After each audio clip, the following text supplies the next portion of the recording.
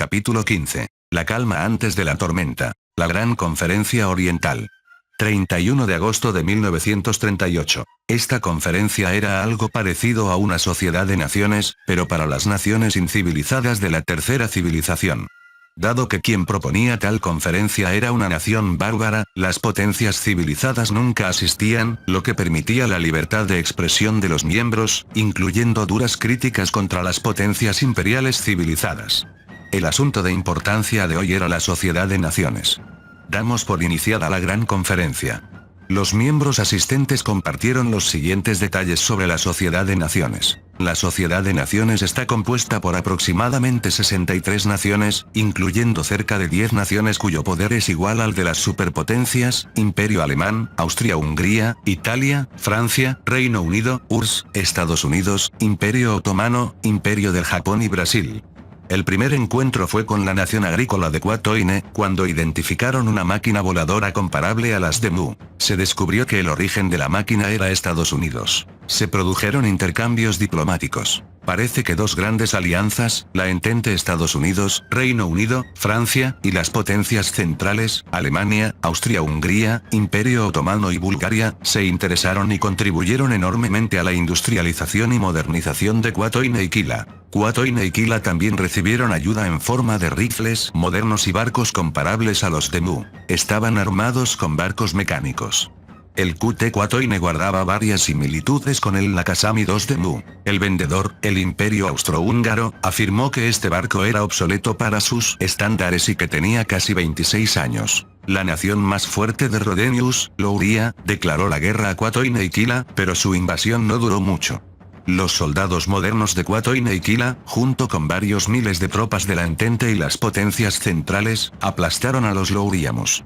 Primero en la gran batalla naval, donde con solo 2 de sus barcos, junto a 15 de Kwatoine, destruyeron por sí solos la armada louriana de 4.400 barcos. Los 2 barcos tenían un poder de fuego tan potente que cada salva eliminaba 12 naves. En una semana, las fuerzas terrestres sitiaron y tomaron la capital, Jinark, en 2 días. Durante el incidente parpaldiano en el Festival Militar del Reino de Fen, 2 barcos, el Mogami, Japón, y el Innsbruck, Austria, eliminaron con facilidad a los 2 escuadrones de Wyvern Lords imperiales. Debido a que tantas naciones han establecido vínculos con la Entente y las potencias centrales, juzgamos que son inmensamente fuertes y su poder nacional es igual al de las superpotencias.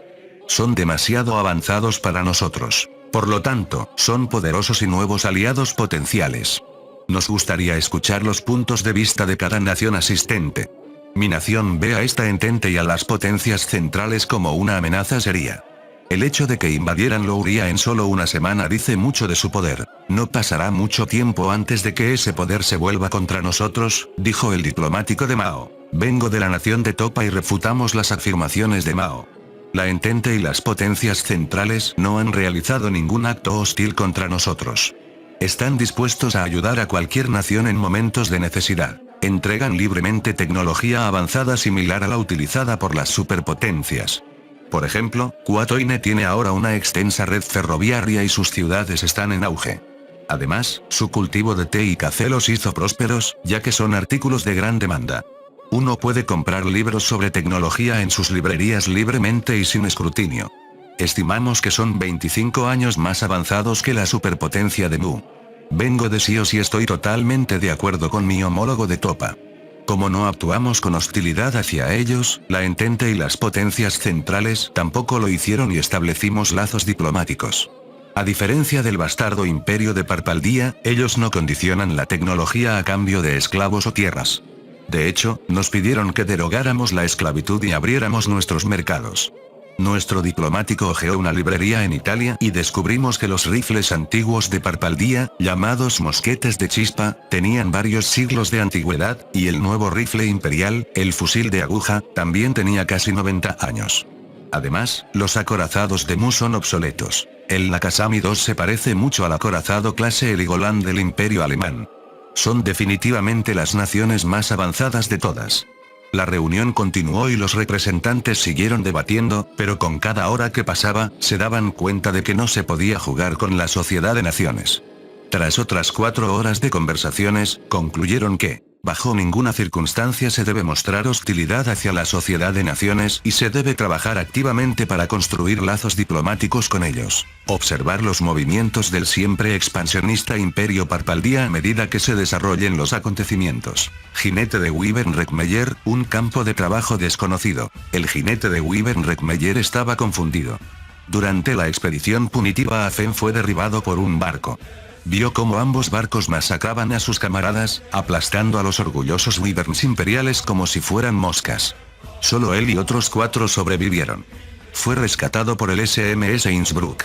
Durante días intentó convencer a sus captores, el Imperio Austrohúngaro, de que lo liberaran. Sin embargo, ellos no hicieron caso de sus berrinches infantiles y lo enviaron a un campo de trabajo recién establecido al pie de los Alpes austríacos. Malditos bárbaros.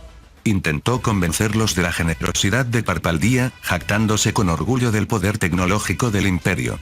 Para una nación fuera de las zonas civilizadas, su tecnología era incomparable a la del imperio. Ofreció a sus captores que, si se sometían, recibirían recompensas generosas y el respaldo de la superpotencia. A veces, las naciones emergentes no conocen el funcionamiento del mundo exterior, así que les exigió que mejoraran su trato, pero sus arrebatos solo hacían que los guardias se rieran de él o le dieran una paliza. Malditos salvajes. Se asegurará de que esos guardias sean ejecutados una vez que su gloriosa patria conquiste a este grupo de naciones salvajes. Sin embargo, su actitud hacia las naciones de la Tierra comenzó a cambiar. Para empezar, mientras navegaban por el Mediterráneo, vio Wyverns de hierro despegando de un barco similar a los portadragones de su patria. Luego supo que ese barco era el HMS Ark Royal de la Royal Navy británica. Le sorprendió que naciones bárbaras tuvieran portadragones, pero al mirar más de cerca, se dio cuenta de que no estaban vivos. Quizás se trataba de la rumoreada máquina voladora de hierro llamada avión que utilizaba Mu. Pero estos aviones eran mucho más rápidos. Una vez que su imperio conquiste a estos salvajes y su pequeño continente, sus tecnologías serán absorbidas. Los dragones de hierro se convertirán en recursos valiosos para el imperio. Todo esto cambió cuando fue llevado a Viena, la capital. Vio maravillas inexplicables. Edificios tan altos que tocaban el cielo, dragones terrestres de hierro usados por simples ciudadanos para transportarse en grandes cantidades. Vio extensas líneas de tranvía recorriendo la ciudad. En su patria, los tranvías se introdujeron hace apenas 12 años y solo en ciudades principales como Stirant, Duro o Parneus. Vio aún más máquinas voladoras en el cielo. Se quedó boquiabierto al oír que Viena tenía 2,1 millones de personas. Stirant apenas había llegado al millón hace unos años. Cuanta más gente puede albergar una ciudad, más avanzada es. Esta nación es peligrosa. Estuve equivocado todo el tiempo. Se dijo Reckmeyer. Llegó a una sombría conclusión. Si el imperio intentaba intimidar a los miembros de la Sociedad de Naciones, estaría cavando su propia tumba. Esta alianza reduciría al imperio a escombros una y otra vez.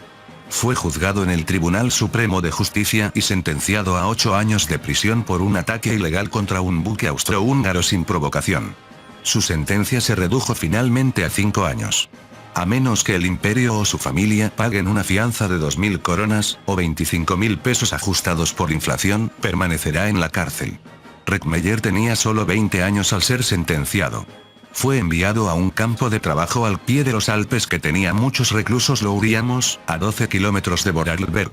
Si el imperio actúa contra los terrícolas e intenta invadirlos, no será un paseo para ellos. En el mejor de los casos, sufrirán bajas innumerables que tardarían décadas en recuperar. En el peor de los casos, serán destruidos más allá de todo reconocimiento y perderán su estatus de superpotencia. Reckmeyer temía por el futuro de su nación. Universidad de Harvard, Massachusetts, Estados Unidos, 1 de septiembre de 1938. ¿Qué le pasa a este maldito planeta?, murmuró un investigador para sí mismo. El profesor Josh Rawlings, jefe del equipo de investigación estadounidense sobre las anomalías del Nuevo Mundo, estaba confundido. Descubrieron que la magia existía. Para usar magia, se necesita una fuente de energía llamada maná. El maná existe dentro del cuerpo de ciertos individuos dotados que se convierten en magos. Aproximadamente 1 de cada 10.000 personas en este mundo tiene magia. Esa proporción aumenta en naciones basadas en la magia como el Sacro Imperio Milicial. Pero la existencia de la magia desconcertaba a la comunidad científica. ¿Se puede detectar? ¿Cómo se usa? ¿Se puede convertir en arma? Este planeta tiene muchas incógnitas. Por ejemplo, la circunferencia estimada es de entre 57.000 y 80.000 kilómetros, pero la aceleración de la gravedad sigue siendo la misma que en la Tierra, 9.806,65 metros/s. Debería ser más grande, o el planeta es hueco. La presión atmosférica era de unos 1015 Pa, y la proporción de oxígeno era casi igual a la de la Tierra. La traslación alrededor del Sol dura unos 365 días, por lo que el calendario actual es suficiente. Rawlings oyó hablar de los intentos alemanes de lanzar cohetes al espacio, encabezados por un tal Wernher von Braun. Sin embargo, en el primer intento el cohete explotó en la plataforma y en el segundo explotó en el aire. Rawlings deseaba que el mundo colaborara en un programa espacial para desentrañar las peculiaridades de este mundo. Le sorprendió la presencia de especies humanoides. Los goblins y trolls eran ampliamente discriminados. De hecho, los investigadores de Harvard capturaron 12 goblins para pruebas. Exhibían niveles de coeficiente intelectual bajísimos. Incluso los niños autistas son más inteligentes que ellos, por lo que se decidió que los goblins y trolls no merecían derechos humanos. Los enanos son bajos pero muy inteligentes. Tienen mucha fuerza y son ingenieros capaces. El otro día, un famoso boxeador fue derrotado por un enano tras una pelea de borrachos. La edad de dicho enano equivalía a la de un niño humano de 12 años. Los elfos eran bastante inteligentes y talentosos para la magia. Eran hermosos y vivían vidas largas. Se dedicaban a la magia y las bellas artes. Son los más codiciados. Rawlings consiguió a 3 elfos que se ofrecieron como voluntarios para la investigación a cambio de generosos cheques. En cierto sentido, este es un planeta muy interesante, concluyó Rawlings. Segunda civilización, superpotencia Nu. 1 de septiembre de 1938. Era un día soleado y cálido, clima típico del sudeste tropical de Nu. El día tenía una brisa templada, cielos despejados, los pájaros cantaban hermosamente y las mariposas danzaban en el aire. El oficial técnico Mirus se sorprendió al recibir una llamada del Ministerio de Relaciones Exteriores indicándole que se dirigiera al aeropuerto de Ainat por un asunto urgente. La superpotencia Mu contaba con aeropuertos privados, donde solo los ricos y poderosos podían permitirse volar. A pesar de los progresos en la aviación, solo 8 operadores de aerolíneas daban servicio a toda la nación, ya que solo la élite podía pagar el elevado precio del transporte aéreo. Esto se convirtió en un símbolo de estatus tanto en el Sacro Imperio Milicial como en Nu. Un billete de avión, incluso para destinos nacionales, costaba cerca de 270 marcos, lo que equivalía a más de 6 meses de salario para un ciudadano promedio. Mirus, tras subir a un coche, se dirigió rápidamente hacia el aeropuerto. Se preguntaba, ¿por qué lo habían convocado a él entre todos? Al llegar, un oficial lo escoltó a una sala de espera. Tras media hora, 2 oficiales de alto rango del ejército y un hombre que parecía ser del Departamento de Asuntos Exteriores entraron en la sala. Este es el oficial técnico Mirus, presentó uno de los oficiales al diplomático. Puede que solo tenga 23 años, pero es una de las mentes más dotadas de las Fuerzas Armadas. Sus habilidades mecánicas son muy respetadas en su sección de inteligencia militar. Oficial técnico Mirus a su servicio. Siento lo inoportuno del momento, señor Mirus, dijo el diplomático mientras él y los oficiales se sentaban. ¿Cómo puedo decir esto? Ahora forma parte de una investigación sobre una nación desconocida, no, un grupo desconocido de naciones y su tecnología, explicó el diplomático. ¿Se refiere al Imperio Grav-Alcas?, preguntó Mirus. No. Se trata de las naciones emergentes de la nueva alianza de la Sociedad de Naciones. Hoy se avistaron 4 barcos frente a la costa sur, 2 acorazados, un crucero pesado y un portaaviones. La armada fue enviada para saludarlos. Aparentemente, son diplomáticos de las naciones del Imperio Alemán, el Imperio Austrohúngaro y la Tercera República Francesa. Desean abrir lazos con nosotros. No hay problema en las conversaciones diplomáticas, pero el asunto es que, sus barcos no tenían magia. Desafortunadamente, son barcos mecánicos que no funcionan con magia. El primer acorazado se identificó como el SMS Tirpitz de Alemania, el segundo como el SMS Kaiser Franz Joseph II de Austria-Hungría, el crucero pesado como el MN Algeria y el último barco, un portaaviones ligero, como el SMS Erich Leeuwenhoek, también de Alemania. Según inteligencia, estos barcos parecen más avanzados que los nuestros. Imposible, exclamó Mirus. Además, logramos concertar una cita con ellos en el aeropuerto de Ainat para mostrar nuestra tecnología. Dijeron que ellos también vendrían volando. Les preguntamos si vendrían en Wyverns para saber más sobre ellos, pero dijeron que vendrían en aviones. Un momento.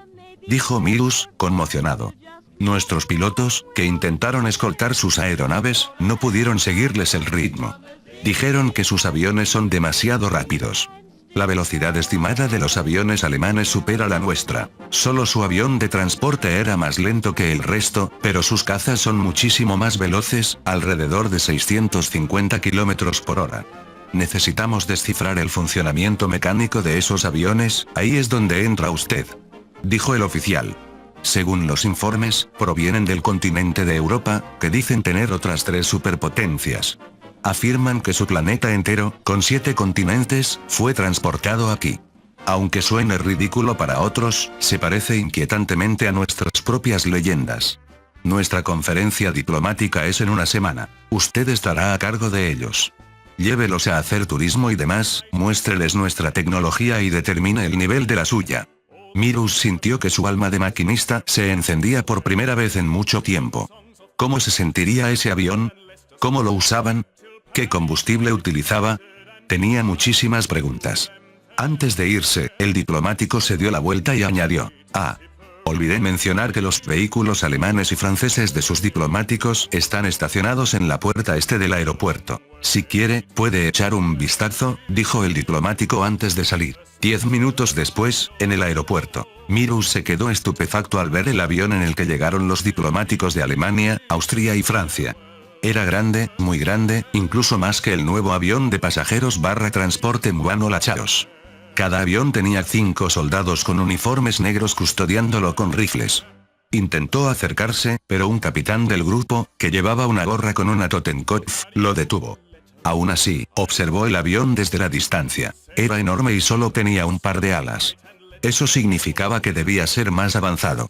Esta tecnología es simplemente asombrosa. Se dijo Mirus. Se quedó mirando el FW-200 Cóndor durante minutos, mientras los guardias alemanes murmuraban entre ellos sobre lo raro que actuaba Mirus, como si nunca hubiera visto un avión monoplano en su vida. Más tarde, de camino a la recepción, sus pasos eran pesados. Se preguntaba cómo una supuesta nación emergente tenía acceso a aviones monoplanos. Tengan en cuenta que el concepto de monoplano apenas se había teorizado en Mu hacía unos 5 años. Mu ni siquiera tenía el avance necesario para producir el motor requerido para semejante gigante. Pero Mu aún tenía edificios de 100 metros de altura y el orgulloso Lakasami 2 para presumir. Me pregunto cómo irá esto, pensó Mirus mientras llamaba a la puerta de la sala de recepción que albergaba a los 3 diplomáticos. Adelante. Abrió la puerta lentamente, revelando a 3 hombres. Un anciano con un bastón a la izquierda, un hombre de mediana edad con una barba cuidada y otro hombre algo mayor con un impresionante y espeso bigote de patillas. Soy el oficial técnico Mirus. Se me ha asignado para mostrarles los alrededores hasta la conferencia de la próxima semana. Soy Heinrich von Bülow, del Imperio Alemán. Encantado de conocerle, dijo el hombre de la barba. Soy Ludwig Clausewitz, del Imperio Austrohúngaro. Transmito los mejores saludos de parte de mi Kaiser, dijo el hombre del bigote de patillas. Soy Henri Alexandre Ducrot, de la República de Francia. Estoy feliz de visitar una nación tan maravillosa, dijo el anciano. Bueno, el recorrido comenzará mañana. Como deben estar cansados tras un viaje tan largo, les acompañaré hasta su hotel, dijo Mirus. Mirus los llevó al hangar del aeropuerto. Dentro del hangar había 2 biplanos grises con 2 ametralladoras, ruedas fijas y cabina cerrada. Por lo brillantes que estaban, era evidente que estaban bien mantenidos. Este es el caza más nuevo de Mu, el Marine. Es mucho más rápido que los primitivos Wyverns que usan en la tercera civilización. Es operado por una sola persona y tiene varias ventajas sobre los Wyverns. Por ejemplo, no se asusta, no defeca y no hay que preocuparse por su comida, agua o salud. Monsieur Bülow, esta cosa se parece un poco a un E-51 alemán, ¿no? Estoy seguro de que ese modelo ya fue retirado por su fuerza aérea, comentó Ducrot. Es una pena que hayamos tenido que retirar esos biplanos, eran bellezas. Yo mismo volé uno, añadió Clausewitz. ¿Ustedes ya tenían este tipo de aviones? Preguntó Mirus. Sí, mi nación, Alemania, tuvo biplanos, pero empezamos a retirarlos hace mucho, mucho tiempo. Ahora nos centramos en los monoplanos, explicó Bülow. ¿Cuál es la velocidad de sus cazas actuales? Quiso saber Mirus. Bueno, no sé mucho de los cazas usados por los franceses o los austrohúngaros, pero el caza más reciente de mi nación, el Bf-109, puede alcanzar velocidades de unos 580 km por hora, supongo. Respondió Bulow. Mirus se quedó sin palabras. Ja, me gustaría verlo por mí mismo algún día, dijo Mirus, tratando de recomponerse. Quiso presumir de los coches muanos, pero pensó que eso podría deprimirlo aún más. Un coche les esperaba fuera. En Mu, un coche era un vehículo revolucionario con un motor de combustión móvil compacto que funcionaba con gasolina. Era la cúspide tecnológica de Mu. Pero, inesperadamente, la delegación subió al vehículo sin hacer el alboroto que alguien debería hacer al ver un coche por primera vez. Perdonen, ¿sus naciones tienen coches? Preguntó Mirus. Sí, muchísimos de hecho. Las mejores marcas en el mercado son Opel, Ford, Cadillac, Mercedes-Benz, Renault, Rolls-Royce y demás. Hoy en día, cada nación tiene millones de coches, dijo Ducrot. Vaya, ¿y eso no colapsa sus carreteras? Preguntó Mirus. En nuestro mundo tenemos un sistema de tráfico. Si establecemos lazos exitosos, quizás podamos exportar ese conocimiento a Nu, dijo Bulow. Mirus estaba agotado mentalmente tras recibir un impacto tras otro. Se detuvieron en el hotel de lujo en el área metropolitana de la capital. Mañana repasaremos la historia de mi nación y les mostraré parte de nuestra armada. Duerman bien y espero que descansen. Buenas noches, caballeros, se despidió Mirus. Al día siguiente, Real Museo de Artefactos y Bellas Artes, Otaeit. Mirus llevó a los 3 enviados al Gran Museo Muano. Este mapa de aquí es el mapa de nuestro mundo anterior. Hace mucho tiempo, nuestros ancestros creyeron, y aún creemos, en un gran fenómeno sobrenatural. Hace miles de años, el continente de Mu fue transportado a este mundo en un evento apodado la Gran Transferencia Continental. Según los registros de nuestros antiguos sabios y reyes, esto es lo que encontramos, dijo Mirus, señalando un mapa de la Tierra. Bulow, Clausewitz y Ducrot quedaron conmocionados. Lo que Mirus mostraba era un mapa de la Tierra. ¿Eh? Exclamó Bulow. Perdone si me equivoco, Monsieur Mirus, pero este mapa es definitivamente un mapa de la Tierra. Dijo un impactado Ducrot. Esto es, no hay duda. Esto es la Tierra. Afirmó Clausewitz. ¿De qué están hablando?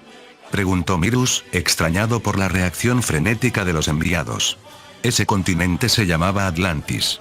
Era una superpotencia de Terra, gobernaba una mitad del planeta junto a sus aliados. La otra estaba dominada por Mu y sus propios aliados.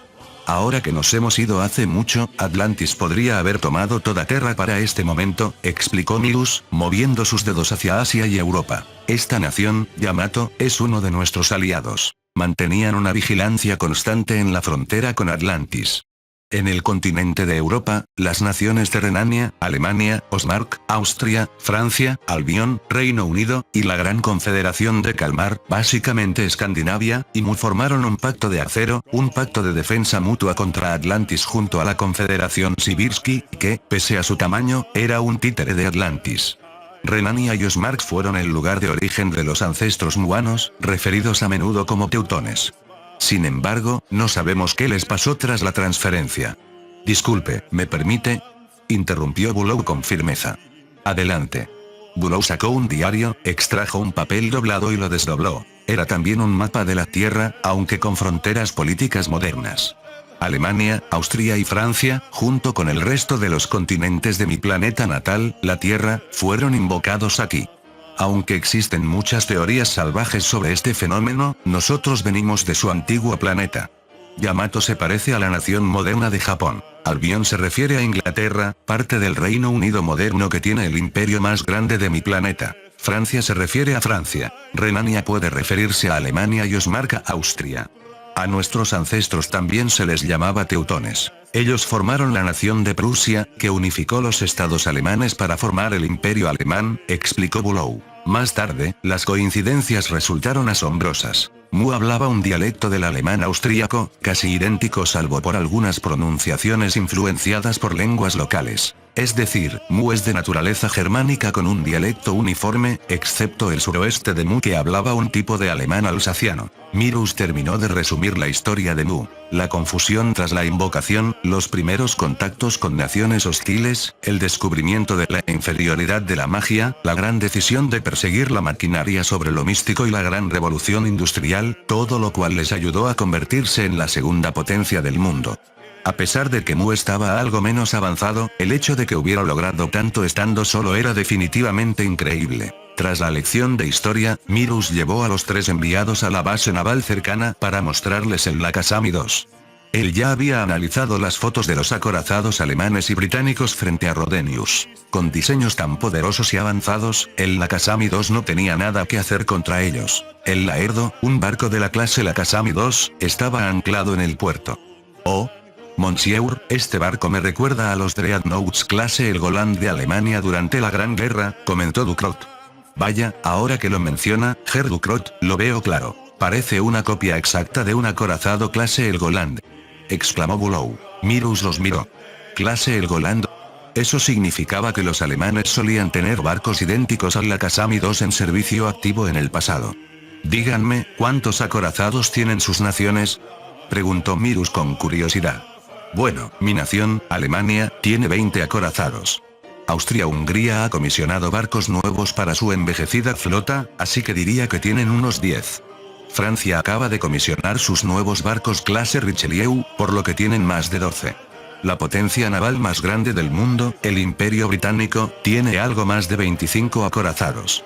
Los Estados Unidos pueden tener alrededor de 18, pero su capacidad industrial para producir más supera a la de todos nosotros, concluyó Bulow. Ahora que sus naciones han sido transferidas a este mundo, ¿tienen planes de construir más?, preguntó Mirus, tomando notas mentales.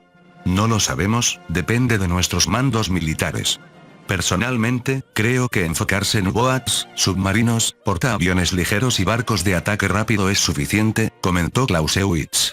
Oh, entiendo. Herr Bulow dijo que Alemania solía tener barcos parecidos al Nakasami 2 hace mucho tiempo. Oh, olvidé mostrarle esta foto, dijo Bulow, extrayendo una fotografía de aspecto antiguo de su maletín. Estos son nuestros viejos Dreadnoughts clase El Goland. Sirvieron con distinción en la Gran Guerra, especialmente en la batalla de Jutlandia. El barco tendría 30 años para ahora. Creo que la mayoría de su clase fueron desguazados recientemente, quizás hace unos 7 años. Ya veo, un barco de hace 30 años, murmuró Mirus. Si Mu continuaba trabajando en sus barcos, no había duda de que sufriría una evolución dramática. Mirus odiaba admitirlo, pero estas naciones terrícolas eran mucho más avanzadas que Mu. Más tarde, Mirus entregó el informe de la conferencia con las 3 naciones al gobierno real. Muchos ministros tacharon a Mirus de chiflado por parecer idolatrar a los bárbaros desconocidos, pero el informe incluía varias fotos de aviones y barcos alemanes que silenciaron a los críticos. Además, la noticia de la hermandad germánica común de Alemania y Austria con Mu se extendió como la pólvora. El dialecto de los alemanes fue identificado como antiguo alto teutónico o alto alemán, un dialecto extremadamente antiguo que solo hablaba una minoría marginal de 250.000 personas en el extremo norte, pero el alemán del diplomático austríaco era mucho más cercano al dialecto muano. Se decidió que Mu firmaría un pacto de amistad con la Sociedad de Naciones a través de Alemania, Austria y Francia. 2 meses después, delegaciones italianas, británicas y estadounidenses se reunieron con Mu. Para entonces, se firmó el Pacto de Münster, básicamente una triple alianza entre Alemania, Austria-Hungría y Mu.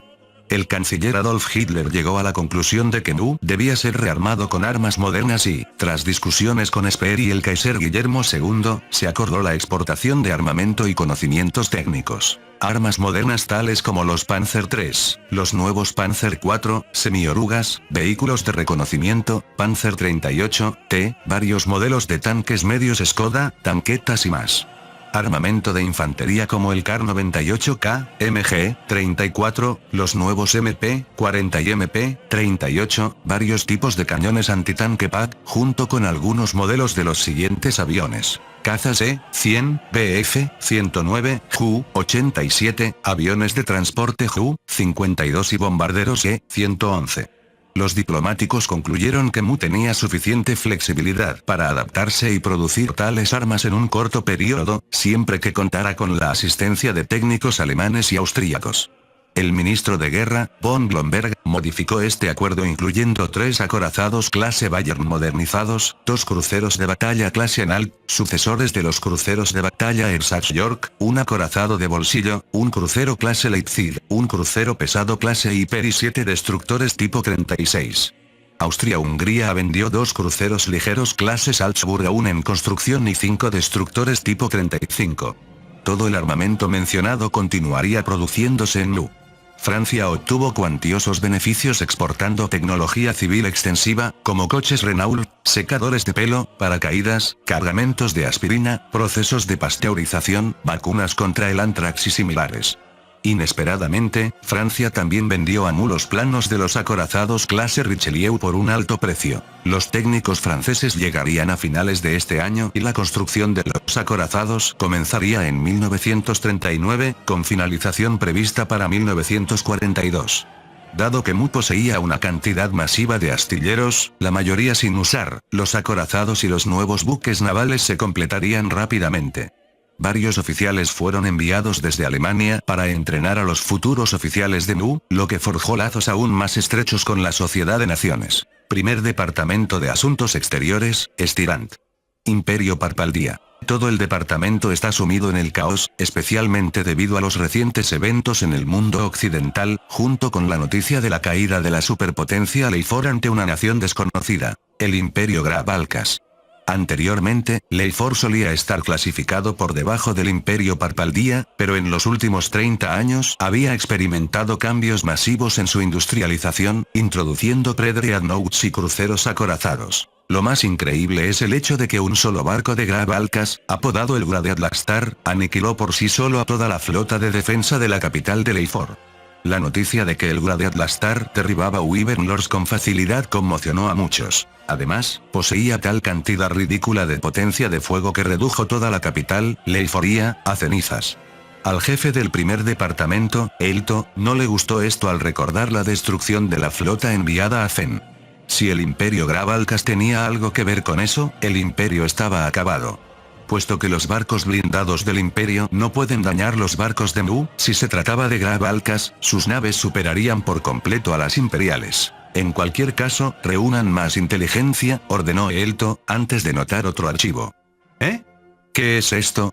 Era un informe del observador Baral, enviado por el departamento para reunir datos estratégicos sobre los Louriamos. Baral explicaba cómo unos 15 barcos destruyeron la armada masiva, mencionando que las naciones Gran Bretaña y Alemania estaban detrás del incidente y pertenecían a una organización llamada la Sociedad de Naciones. Las teorías e informes de Baral habían sido descartados por muchos, creyendo que adulaba demasiado a los salvajes desconocidos. Lo llamaron loco y lo despidieron. Busquen más sobre esta Sociedad de Naciones y sobre esa Gran Bretaña y Alemania. Ordenó Elto. Así, el Imperio finalmente comenzó a tomar medidas serias y a considerar a la Sociedad de Naciones como una amenaza real. Pero, una bomba de tiempo estaba marcando el paso. Los parpaldianos estaban a punto de cometer un error grave, un error tan profundo que les costaría su nación entera. Fin del capítulo 15. El link a la historia del autor estará en la descripción.